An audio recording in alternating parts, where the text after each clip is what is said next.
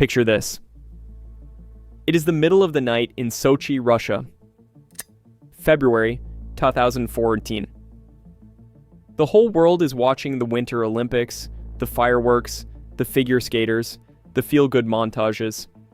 But in a dimly lit room connected to the official anti-doping laboratory, a man in a lab coat is crouched next to a hole in the wall, waiting. On the other side of that wall sits a shelf full of urine samples that, if tested honestly, would blow up the biggest sporting event on the planet. And on his side of the wall, clean replacements, a secret stash, and a plan so audacious it reads less like Olympic administration and more like a Cold War spy thriller. Because, well, that is basically exactly what it was. Welcome to the Sochi 2014 doping operation, the heist that hijacked the Olympics, reconstructed night by night. The revelations, when they finally came, read like a Cold War thriller. And that is not hyperbole. This story has a secret hole in a wall, intelligence agents dressed as plumbers, tamper-proof bottles that were not as tamper-proof as advertised, a whistleblower who fled the country fearing assassination, and a body count of suspicious deaths. So buckle up, because we are going through every step of this operation, from the very first meeting where someone drew a diagram of a wall, to the moment the whole thing finally unraveled. But first, let us talk about why this happened at all. Because no heist makes sense without a motive. At the 2010 Winter Olympics in Vancouver, Russia earned just 13 medals, 2 gold, 5 silver, and 6 bronze. The gold medal tally of 2 was the worst result for Russia since the breakup of the Soviet Union. For a country that had built its national identity on athletic dominance, in 9 Winter Olympics between 1956 and 1988, and the Soviet Union failed to top the medal standings only twice, finishing runner-up on both occasions, this was not just embarrassing, it was seen as a national humiliation, considering that Russia was to host the next Winter Games at Sochi. Think about that optics problem for a second. You just finished near the bottom of the table, now the whole world is coming to your house in 4 years. The pressure was not subtle. President Dmitry Medvedev demanded that sports officials step down, noting that Russia, a traditional winter sports powerhouse, had recorded one of its worst ever performances, so the stage was set. Sochi 2014 was not just a sporting event for Russia, it was a statement, a national redemption arc. And for some people in the Russian sports ministry, winning that redemption arc the old-fashioned way, through training and talent, was apparently not a risk they were willing to take. Enter Dr. Grigory Rodchenkov. As director of the infamous Moscow laboratory, Rodchenkov's job was making sure no Russian athlete ever tested positive for performance-enhancing drugs, and he performed it brilliantly for more than 10 years. This is a man who understood the science of doping and anti-doping better than almost anyone alive. And the plan he helped architect for Sochi was not some rushed back-of-a-napkin scheme. It was a multi-layered, premeditated operation years in the making. Let us break it down step by step. Step 1. Build the weapon. Before you can hide the crime, you need the crime to be worth hiding. Rodchenkov was the brains behind the Duchess cocktail, a mixture of steroids including oxandrolone, methanolone, and trenbolone. Athletes would use the mixture to allow the ingestion of drugs orally rather than through injection, which optimized the effectiveness of the drugs while limiting the risk of detection. It was elegant, frankly. No needles, no syringes, no obvious injection sites. Male athletes diluted the 3 substances in Chivas Regal whiskey, gargling and spitting it out. For females, a bitter-flavored vermouth worked better. Yes, top-shelf Scotch whiskey was literally part of the national doping program. Say what you want about the ethics, the man had taste. The cocktail was designed so the detection window was extremely short. By the time an athlete was tested, the substances were largely undetectable. But Rodchenkov and his team were not relying on chemistry alone. They knew the Duchess cocktail was the first line of defense. What they built for Sochi was the backup system, and the backup system was genuinely insane. Step 2, collect the clean urine. Months before the games even began, Russian officials took clean urine from athletes and transported it in soda containers and baby bottles as part of the preparation for what was to come. Let that image land for a moment. FSB operatives driving around with baby bottles full of athlete urine, stockpiling them like some kind of biological insurance policy. This clean urine bank was later secretly transported by the FSB from Moscow to an FSB building located conveniently next to the Sochi Olympic Testing Laboratory, where it sat in storage, awaiting the swapping program. The logistics alone are staggering. This was not improvised. This was planned with the precision of a military operation, which, given the FSB's involvement, is exactly what it was.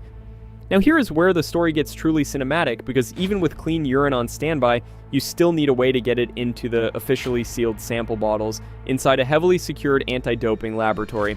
And the solution someone came up with to that problem is so audaciously simple, it almost loops back around to being brilliant. Step 3, drill the mouse hole. The solution of passing dirty samples through a mouse hole drilled between the aliquoting room in the secure area of the laboratory and the adjacent operations room on the exterior of the secure area was suggested by Rodchenkov's second-in-command, Yuri Chizhov. This scheme was approved by Deputy Minister Yuri Nagornyk, and FSB officer Evgeny Blukin personally traveled to Sochi to arrange the drilling of the mouse hole. Just to be clear about what is happening here, a senior Russian intelligence officer drove to the Olympic venue in person to supervise someone drilling a hole in a wall. Not metaphorically, literally, with a drill. Through a wall of the official WADA-sanctioned laboratory.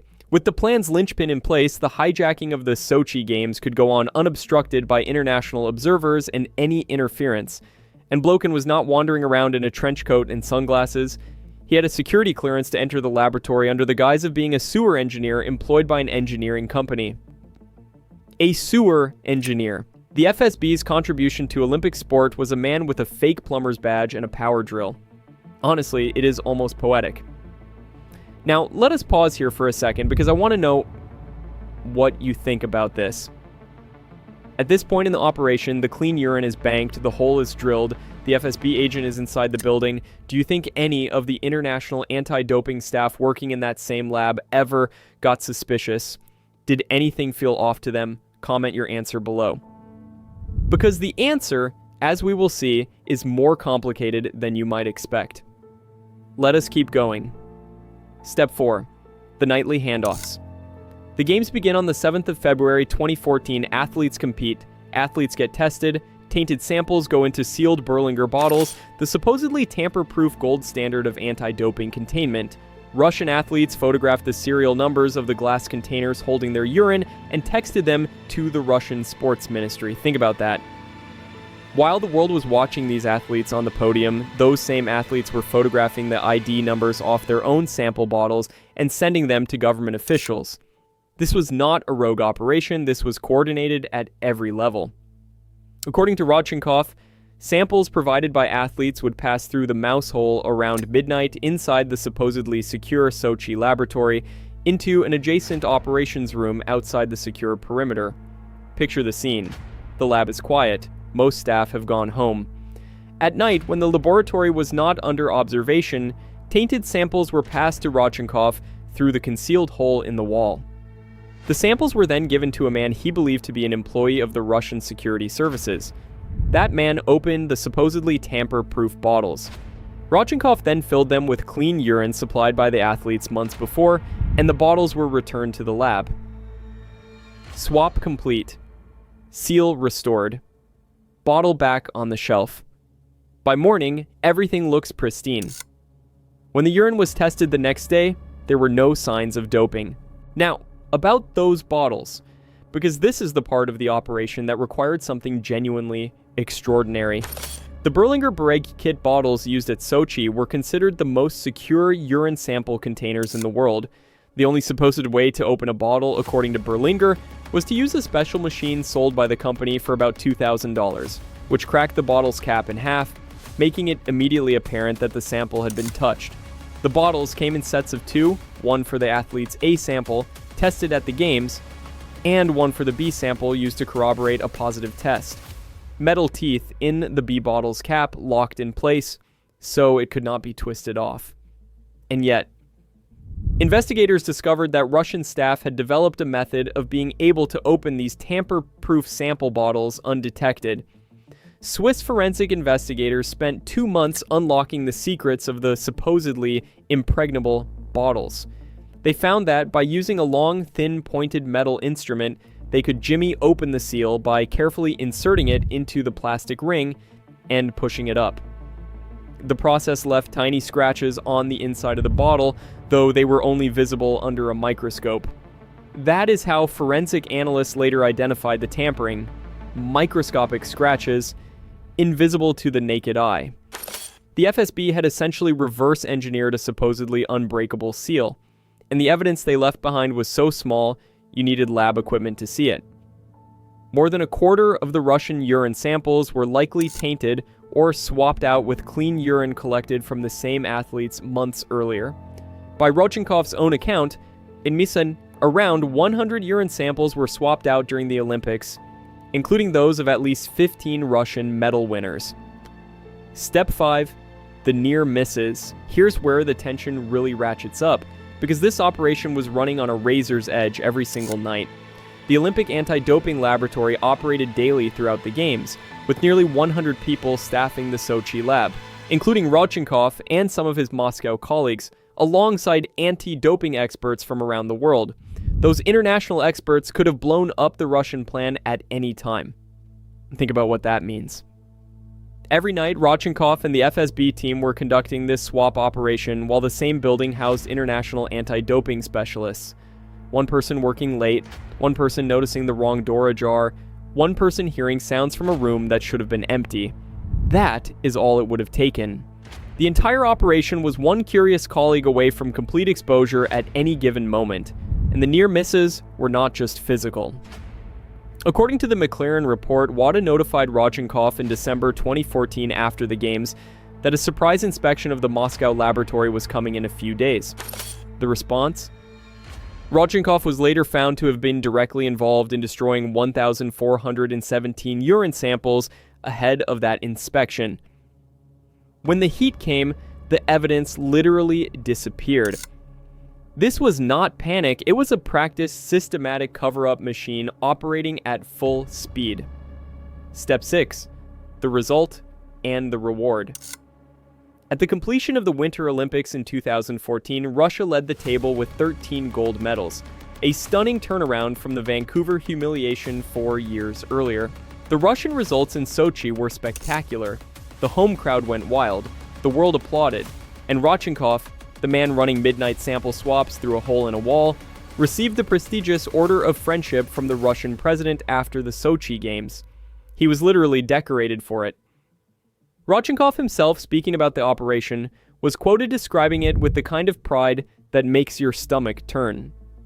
He reportedly said the team was fully equipped, knowledgeable, experienced, and perfectly prepared for Sochi like never before, and that it was working like a Swiss watch. A Swiss watch. The same country that makes the supposedly tamper-proof bottles. The irony practically writes itself. Step 7. The unraveling. Nothing this elaborate stays buried forever. The first cracks appeared even before the ink was dry on the medal table. A German broadcaster aired a documentary raising serious questions about the Russian doping program. WADA launched investigations. And then came the moment the whole edifice collapsed. The key source for both WADA investigator Richard McLaren and the New York Times was Dr. Grigory Rodchenkov himself, the former head of Russia's anti-doping agency. The man who built the machine became the man who dismantled it. After the WADA Independent Commission report that detailed the extent of Russia's flawed anti-doping systems came out in November 2015, Rodchenkov said he was forced to resign from his position and fled to Los Angeles, fearing for his safety. His fears were not unfounded. 2 of his close colleagues and former anti-doping officials unexpectedly died in February 2016, soon after the WADA report was released. 2 former directors of the Russian anti-doping agency, Vyacheslav Sinev and Nikita Kamayev, died under mysterious circumstances in the months following the report's release. According to Rodchenkov's lawyer, it was clear that his client was next. Someone from the Kremlin allegedly approached Rodchenkov and told him he was going to be the target of an assassination. He had no other choice but to escape Russia. From Los Angeles, in witness protection, Rodchenkov talked. And what he told investigators, journalists, and the world was the story you have just heard in forensic operational detail. WADA investigator Richard McLaren ultimately confirmed a wide-ranging institutional conspiracy involving more than 1,000 athletes across more than 30 sports, with the Russian Sports Ministry, National Anti-Doping Agency, and the FSB intelligence service all implicated, providing evidence of state involvement in a massive program of cheating and cover-ups that ran on an unprecedented scale from 2011 to 2015. Initially, Russia matched the Soviet Union's 1976 tally of 13 gold medals at Sochi, but 4 gold, 8 silver, and 1 bronze medals were later stripped due to doping. The medals table got rewritten. Athletes lost titles they had spent their careers chasing. In the building that once housed the mouse hole, the building at the center of the doping scandal that rocked the 2014 Winter Olympics now hosts a restaurant celebrating its notoriety amid a tourism boom. Former lab director Rodchenkov has testified to doping Russian stars and covering up for them, but now the cocktails offered in the same space contain only alcohol, not steroids. You genuinely cannot make this stuff up. What makes the Sochi operation so remarkable and so chilling is not just the audacity of it, it is the infrastructure. The clean urine bank collected months in advance. The FSB officer embedded in the building as a fake plumber. The hole drilled in the wall. The midnight handoffs. The microscopic scratches on the bottle caps that were the only physical evidence left behind. A discreet mouse hole through a wall, surreptitiously tampered samples, and nighttime visits by Russian Secret Service agents dubbed the Magicians. That last detail, the Magicians, is the one that sticks. Because that is exactly what this was. A magic trick. The bottle was sealed. The bottle was still sealed. But somewhere between those two moments, everything inside it had changed. The difference between a magic trick and a crime is whether anyone gets hurt. And in Sochi, plenty of people got hurt.